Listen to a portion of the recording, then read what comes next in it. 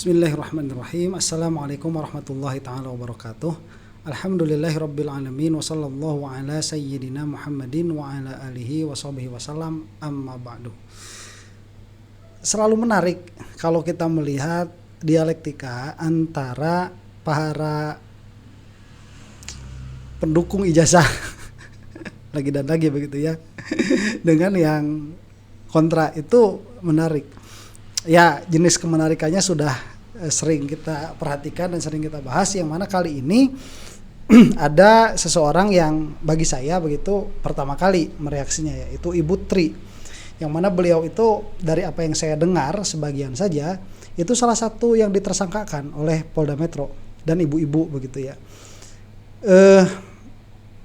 Roy Suryo ini RRT begitu ya, ini banyak sekali didukung oleh emak-emak. Apakah di belakangnya ada desain atau tidak, saya tidak tahu begitu ya. Cuman sepertinya sih memang ada desain, dan ini saya mengatakan berkali-kali sudah menjadi entertainment. tidak ubah, sudah seperti entertainment. Dan kalau di kita isu politik ya kebanyakan menguap, hanya menjadi entertain saja.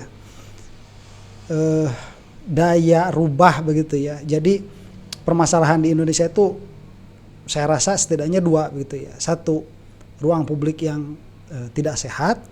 Yang kedua, apabila ruang publiknya ini dia sehat, dia tidak bisa memberikan dampak kepada ruang politik secara praktis begitu.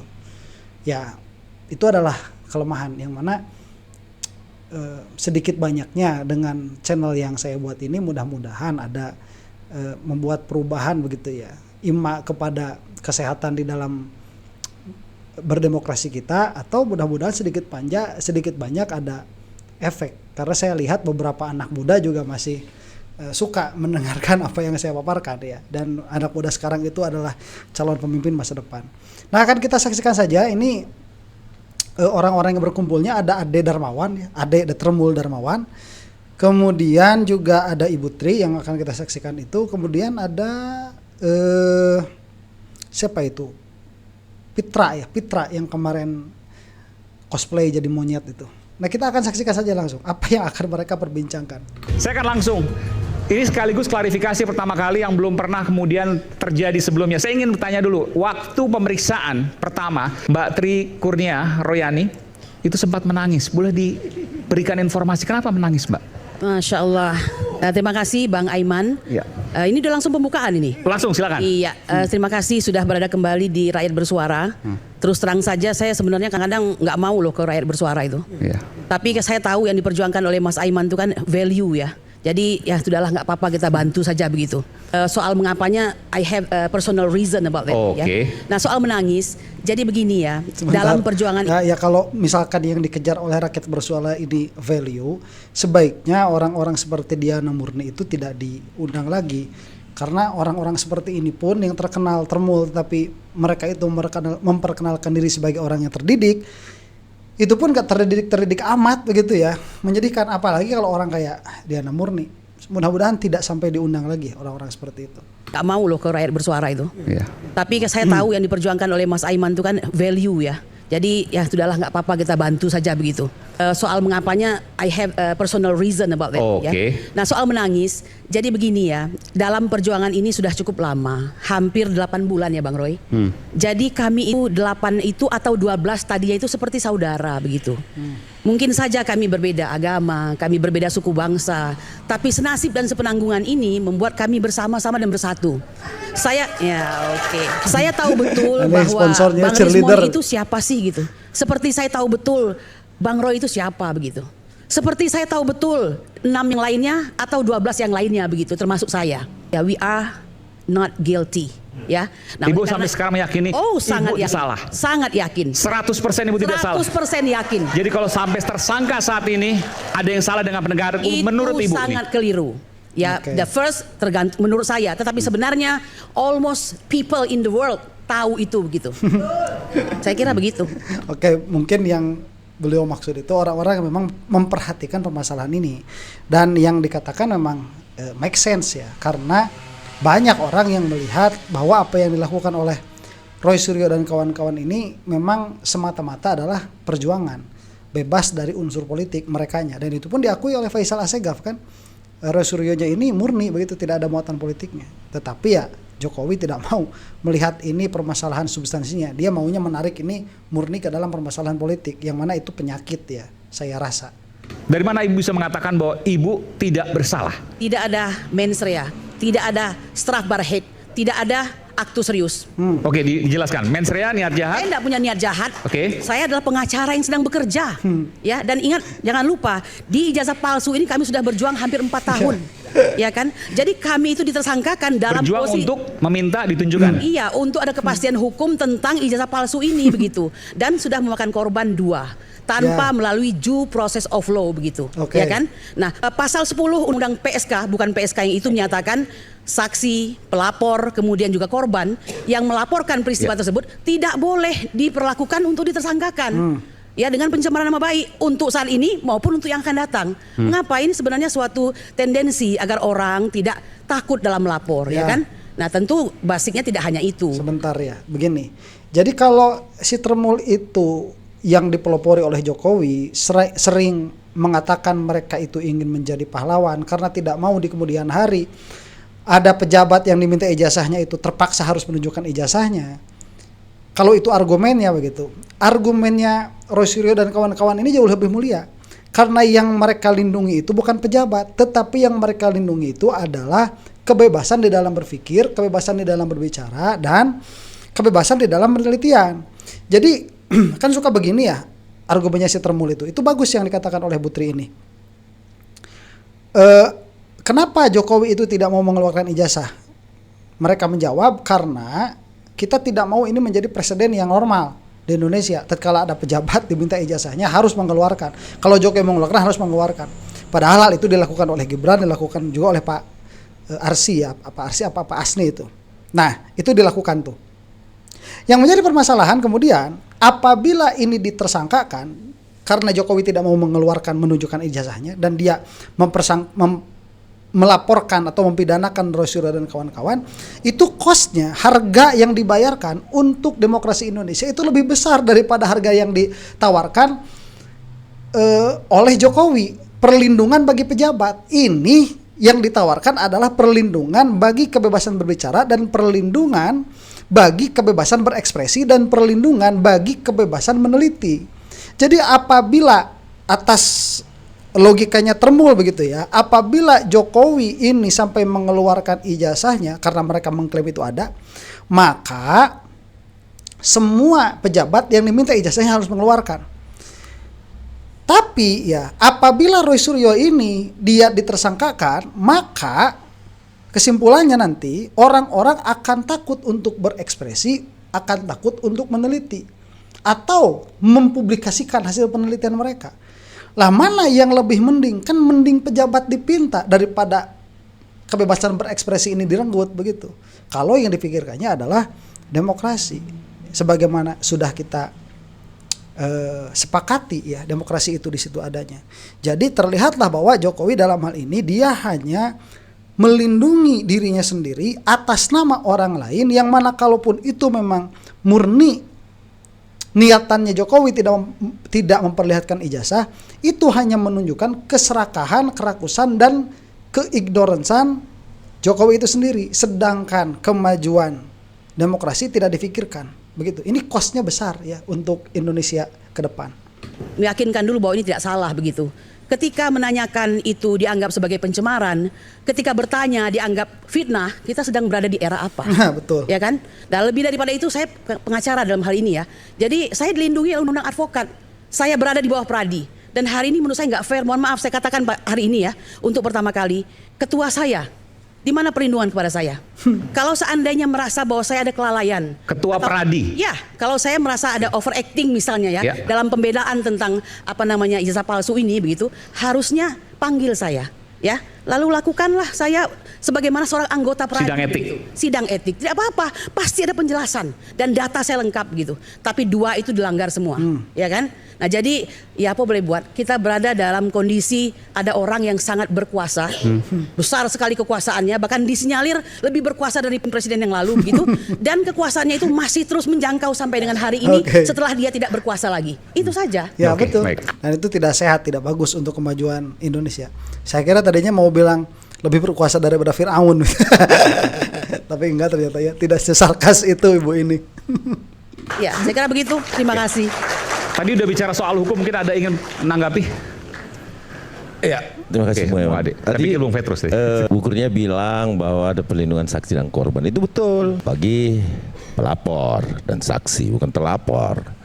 Jadi berbeda. Kasus Bambang Tri ini sudah ingkrah ya. Kemudian Gus Nur. ada ya Bambang Tri dan Gus Nur itu sudah ingkrah, dan itu tidak mungkin kita bisa mengatakan bahwa itu kriminalisasi lagi. Aduh. Karena itu putusan kok. Bentar ya, bodohnya ada Darmawan begini. Kalau dia sudah ingkrah maka dia tidak bisa dikatakan kriminalisasi. Begini ya, Bung Ade ya. Ada putusan ingkrah yang mana dia itu adalah salah tangkap. Jadi meskipun putusannya ingkrah, tetapi itu masih dianggap putusan yang salah. Kenapa? Karena proses penangkapannya salah. Makanya di dalam proses yang berikutnya orang ini harus dimerdekakan, harus dibebaskan. Jadi tidak semua putusan ingkrah itu benar, dan putusan yang sudah ingkrah itu kita bisa melihat di belakangnya ada permasalahan.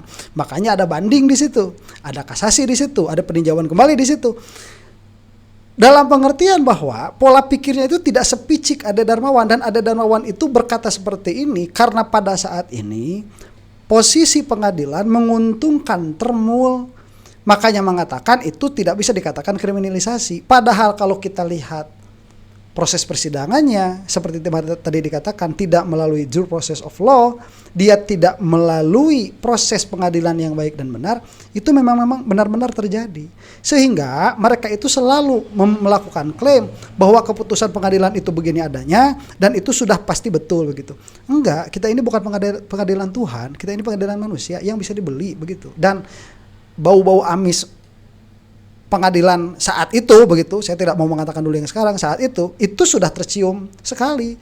Makanya kan mendapatkan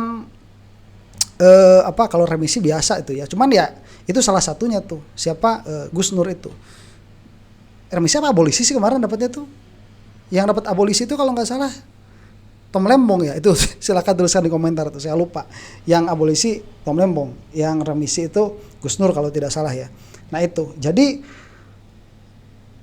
untuk percaya 100% terhadap proses persidangan, kita harus tidak melihat di belakangnya ada permasalahan. Sedangkan ini permasalahannya banyak, makanya masih bisa disebut ada kriminalisasi. Dan ini betul-betul kriminalisasi. Final itu tidak bisa lagi kita Tidak menggunakan due process of law tadi katakan. kalau Hukum dia yang baik. tidak ada due process of law yang dimaksud dengan ibu Kurnia, itu dia tidak akan masuk ke ranah peradilan. Saya meyakini gini, Bang Eman. Kalau tidak melalui due process of law tidak akan masuk pengadilan. Orang yang salah tangkap aja banyak yang masuk pengadilan begitu. Ya, ini tidak bisa kita melihat bahwa pengadilan itu tidak mungkin salah sama sekali. Dan dalam hal Gus Nur dan Pak Bambang Tri itu jelas kesalahannya nampak ya, nampak. Oh, Jokowinya sampai sekarang tidak mengeluarkan ijazahnya kok. Jadi yang dituduh palsu itu bukan sesuatu yang embedded di dalam Jokowi begitu ya, bukan sesuatu bawaan lahirnya Jokowi, bukan. Yang dituduhkan itu adalah sesuatu yang earn, yang didapatkan atau yang diklaim didapatkan oleh Jokowi. Makanya tatkala sesuatu yang diklaim oleh Jokowi ini didapatkan, itu dituduh Jokowi itu sebetulnya tidak mendapatkan itu, maka Jokowi itu punya kewajiban untuk membuktikan bahwa apa yang dia klaim itu benar, untuk membuktikan bahwa yang diklaim oleh pihak yang melawan itu salah. Nggak bisa kita itu, tidak bisa kita itu menerima Jokowi itu mau mengatakan apa saja yang dia klaim, harus ada buktinya. Jadi kalau misalkan begini ya, suka ada narasi nih. Apabila orang-orang seperti Roy Suryo dibiarkan, maka setiap orang bisa menuduh siapapun atas tuduhan apapun. Itu yang suka dituduhkan oleh mereka tuh. Lah sekarang kalau kita balik logikanya sama saja, apabila Jokowi ini dibiarkan tidak menunjukkan ijazahnya, maka siapapun termasuk atau terkhusus di sini adalah pejabat publik bisa mengaku bahwa dia itu apapun tanpa orang mempertanyakan. Mana yang lebih repot bagi kebijakan publik? Yang kedua lebih repot kalau setiap orang bisa mengklaim apa yang dia ingin klaim tanpa mengeluarkan bukti apa yang dia klaim. Semua orang ini nanti bisa terpaksa untuk mengikuti apa yang diklaim oleh pemerintah. Dan itu bukan di dalam sistem demokrasi. Obama saja loh, birth certificate-nya dipertanyakan, dikeluarkan ke publik kalau memang ada. Dan itulah yang dikeluarkan oleh beberapa orang yang tertuduh memiliki ijazah palsu atau sertifikat palsu ya. Entah bagaimana ini pola pikirnya setermul itu. Setiap kasus ya yang berproses, bila mana memang itu tidak terpenuhi mens rea, actus reus seperti yang dikatakan Mbak. Mens rea itu niat, actus reus itu? Actus reus ya, niat buruknya, kemudian actus memang niat buruknya, kemudian ada memang faktanya, timeline-nya itu memang dilakukan, itu actus reus. Jadi artinya itu pasti ada peristiwa, kemudian di kepolisian, kemudian naik ke peradilan. Nah, seringkali memang terlapor pada dasarnya ketika kemudian terjadi penetapan, itu pasti semua pengacara, semua lawyer yang membela kliennya selalu, baik itu klien maupun juga pengacaranya, selalu itu tadi kriminalisasi, itu yang selalu diumbarkan itu. Dalam perkara di Surakarta, 35 saksi tidak ada yang melihat ijazah tersebut adalah asli. Jadi Bapak, Ibu, kita Bu, saya ngomong dulu, saya nggak potong Ibu. Dalam kondisi saya nggak potong Ibu. ada suatu saya nggak potong. bukti yang diperlihatkan. Saya nggak potong Ibu. Tanggapin saja, saya punya omongan kalau salah Bu. Sebentar. Ya, Sebentar, saya mau tanya dulu tadi, karena ada yang penting. Bu, maksudnya tidak ada due process of law seperti apa? Kan ada proses pemeriksaan, ada proses penyidikan, penuntutan, hingga pengadilan. Itu kasat mata yang dilihat. Tapi marwahnya, ruhnya itu tidak seperti itu. Itu karena? maksud. Jadi perkara ini dimulai 592 di PN Jakarta Pusat. Waktu itu Bambang Tri dan Gus Nur itu ya memilih kami TPUA untuk mengawal beliau dalam perkara tersebut, ya kan? Tapi Ibu salah satu pengacaranya. Saya salah satu pengacara, tapi karena kami konsen ke yang lain dibagi tugas begitu. Dan ingat jangan lupa selalu pro bono yang tidak pernah dibayar dari dulu sampai sekarang. Ya. Nah lalu belum masuk ke pengadilan ini beliau ini ditangkap berdua. Ya maka jadilah perkara ini saya ambil singkatnya saja. Jadilah perkara ini perkara pidana, ya disidangkan di Surakarta. Nah karena saya perempuan saya nggak ikut, itu rombongannya Bang Egy Sujana, kemudian Ahmad Kosinudin dan kawan-kawan bersidang setiap minggu. Bayangkan biaya sendiri itu ya. Nah yang saya maksudkan itu dalam persidangan tersebut ini sesuatu yang dipaksakan. Sudah jelas saksi yang dihadirkan 35 menyatakan tidak pernah melihat aslinya. Jadi kalau yang namanya sedang pembuktian, legislasi ya itu di sekolah itu tidak pernah dibawa aslinya itu. Lagian siapa juga yang berani legalisir apa maksudnya? Ya legalisir. Siapa juga yang berani menanyakan ini punya presiden, kan nggak ada yang berani. Jadi mereka tidak pernah melihat aslinya. Nah maksud saya kalau orang ini ditersangkakan pidana, tunjukkan dong buktinya. Buktinya apa? Ya yang aslinya mana? Karena pasalnya adalah berita bohong begitu. Dan ternyata keputusannya bukan berita bohong. Jadi di semua sidang yang kemudian memenjarakan Gus Nur, kemudian Bambang Tri, sama sekali tidak pernah ditunjukkan dan karena itulah kemudian Ibu mengatakan tidak ada due process of law di sini. Tidak ada proses hukum yang selalu bertanya mana aslinya. Lalu jaksa selalu mengatakan tidak ada Bang, dari polisi kami hanya menerima begini begitu. Ya, dan Jokowi itu selalu keluar siap untuk memperlihatkannya di persidangan. Sampai sekarang nggak keluar, itu ya. Jadi ya jadi lagi, jadi-jadian lah.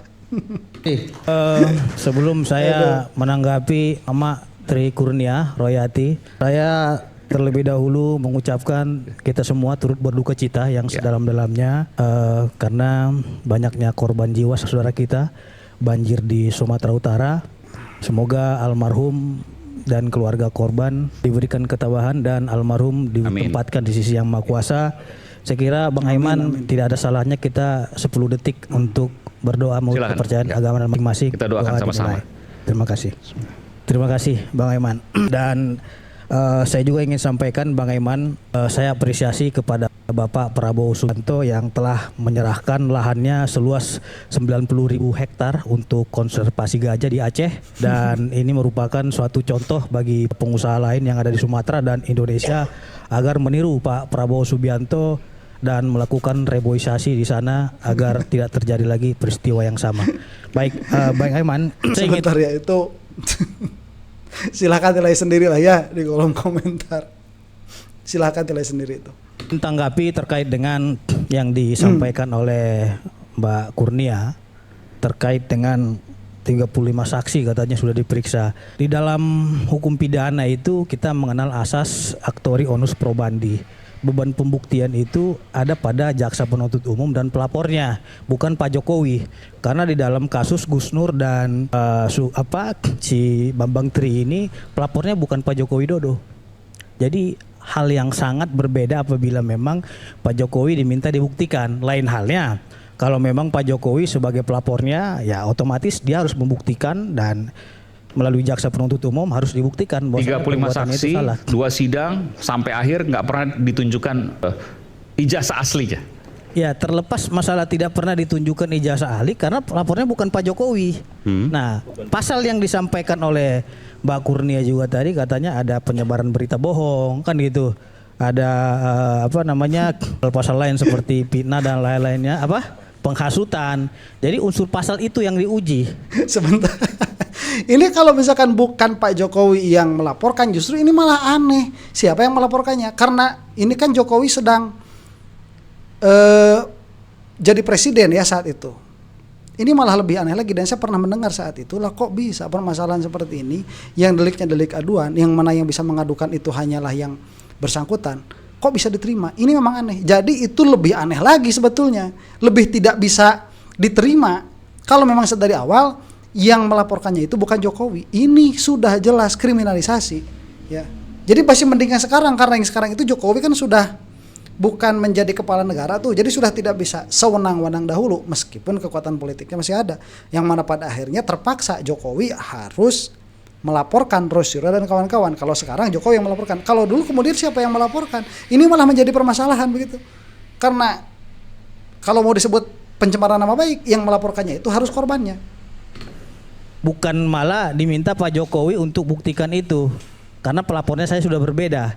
Nah, konteks dalam tema kita malam ini saya ingin sampaikan. Sebentar, berarti relawan-relawan Jokowi itu waktu Jokowi masih ada kuat sekali ya, powerful sekali begitu, bisa sampai memasukkan orang ke penjara tanpa proses yang benar. Memalukan. Duh, kasihan ya. Ini belum masuk tema padahal nih. Iya kan, karena kan UGM bersuara katanya gitu kan, jasa asli atau tidak. Nah, ingin menyambung di sini, artinya ini sudah final dipastikan oleh UGM bahwasanya ijazah Pak Jokowi itu asli. Maksudnya? Oh, ya, UGM-nya, kan gitu. Kaitan ke proses sidang? Nah, kaitannya dengan proses sidang tersebut, bahwasannya putusan daripada perkara Sugi Nur dan Bambang Tri ini merupakan jurisprudensi. Karena sudah pernah diuji terkait dengan penyebaran berita bohong dan permufakatan jahatnya. Tinggal nanti ini menjadi renungan bagi teman-teman lainnya bahwasanya sudah ada percontohan nih. Kan gitu. Ini tidak bisa dijadikan ini harus Jokowi yang membuktikan. Yes. Dia akan buktikan nanti di pengadilan dengan laporan polisi dia ini, bukan yang lain yang membuktikan, karena siapa pelapornya dia harus buktikan. Artinya begini, yang kemarin jadi justru jelas di situ ada kriminalisasi untuk membuat orang tidak mempertanyakan ijazah Jokowi, yang mana bukan Jokowi sendiri yang melaporkan supaya Jokowi tidak harus mengeluarkan ijazahnya di persidangan. Nah, jadi permasalahan politik, kebelilah itu hakim-hakim tuh yang saat itu memutus Gus Nur dan Bambang Tri. Ya, nggak boleh seperti itu, nggak bisa. Ya setidaknya bukan nggak bisa ya. Pada kenyataannya terjadi ya berarti bisa. Cuman kalau akhirnya keluar tuduhan tidak melalui due process of law, itu tuduhan yang valid. Yang Bambang Tri Gus Nur tidak pernah dibuktikan, tidak pernah ditunjukkan, tapi ketika Pak Jokowi yang melapor maka pasti akan ditunjukkan. Terlepas masalah tunjukkan asli atau tidak, itu kan bagian daripada salah satu. Muter lagi. Muter lagi. Dualisme itu ya udah si Pitra itu. Aduh. Ya tadi katanya begitu argumennya. Kalau Jokowi yang melaporkan, beban pembukti aja ada di Jokowi. Katanya itu argumennya. Kemudian ditanya, kalau persidangan ini sekarang karena Jokowi yang melaporkan, apakah pasti akan ditujukan ijazahnya? Bilangnya nggak mau juga, makanya kesel ibu-ibu tuh bilang juga ya. Ini kalau ketololan sudah diperlihatkan di depan publik itu ya beginilah adanya. Nih ibu ini nih, kalau ribut-ribut terus nih saya usir nanti. Jangan ribut-ribut dulu. Saya lagi bicara. Diam dulu, tolong diamankan nih security nih. Ya pantesan jadi ribut kan pada akhirnya tuh. Oke, tenang. Iya, demonstrasi boleh tapi jangan mengganggu dan merusak acara debat malam hari ini. Nah inilah. ini Nggak terima kan gitu. Jadi Bang Aiman, saya ingin sampaikan, enggak ini ibu-ibu bisa diam atau enggak? Kalau enggak nih saya suruh panggil security nih biar diamankan. Iya, artinya jangan bersorak begitu. Ibu juga tolong dong pendukungnya disampaikan, jangan anarkis seperti itu. Mental tempe sekali. Biasa aja begitu ya kalau ada yang nyerakin kayak gitu kok ribet banget. Mental tempe. Tolong disampaikan dong biar sampaikan tertib. dulu nih. Ini kan dialog. Ya, tolong ini. Apalagi tuh bawa-bawa itu ini nggak kondusif banget ini. Ini Bang Aiman orang seperti ini harusnya jangan diundang lagi ke News TV gitu loh. Kalau mau nonton aja. Kalau bersuara kita harus imbang ya. Iya. Harus smooth dong. Tapi kalau ada suara seperti itu ya silakan, karena ini rakyat bersuara nggak apa-apa. Tapi maksud saya harus tetap imbang. Oke. Ya, bisa ibu-ibu ya. Lanjutkan ya. Oke. Sebentar ya, itu apa namanya, apa kesulitan Bung Aiman itu untuk mengundang orang-orang yang sama dari pihak Tremul atau tidak ya? Atau mungkin sudah susah sekarang mencarinya dari pihak Tremul, pada malu mungkin dia harus mendukung Tremul itu, kok nggak nemu? Atau mungkin sengaja, jadi kalau misalkan ada tuduhan Bung Aiman itu pada akhirnya condong kepada Roy Suryo dan kawan-kawan, wajar kalau yang diundangnya ibu-ibu yang mendukung RRT semua nih. Harusnya diimbangi lah biar seru begitu ya, asal jangan sampai tawuran aja. Jadi saya juga melihat kasus ini Bang Aiman, yang mencari dan membuat masalah itu bukan Pak Jokowi, justru Pak Roy CS, Rismon, Kurnia, kan mereka yang menciptakan perkara. Bang Pitra. Tunggu dulu. Bang Pitra sebentar. Tolong jawab dulu ya. Saya Mau instruksi Anda gitu. Tunggu dulu. Anda ini DNA-nya apa sih? Pengamat atau relawan? Kalau Anda relawan, jangan ngaku pengamat ya. Membela. Anda selalu membela. Tuduhan seperti ijazah palsu dan lain-lainnya itu kan hembusannya dari sana dulu. Oke, itu mah ya itu ya DNA-nya apa harus jelas dulu. Kalau relawan itu maksudnya relawan Jokowi ya beginilah pola pikirnya. Kalau pengamat itu setidaknya kalau mau bagus begitu ya, melihat dari dua sisinya, kemudian bukan mengambil jalan tengah lah ya, mentarjih kalau bahasa kita itu, mengambil argumen yang paling kuat. Itu kalau mau, jadi kedua-duanya argumennya dipakai, tidak hanya sebelah saja. Dan kalau si Pitra ini sudah kelihatan Tremulnya, itu warawiri di podcastnya para Tremul sekarang itu ya, lagi warawiri di podcast para Tremul karena katanya kan rusuh acara ini kemarin ya. Nah udahlah itu dulu, mudah-mudahan ada sedikit banyak manfaat yang bisa kita ambil. Mudah-mudahan kita semua ada dalam maghfirah Allah Subhanahu wa taala. Wallahu taala a'lam bissawab. Assalamualaikum warahmatullahi taala wabarakatuh.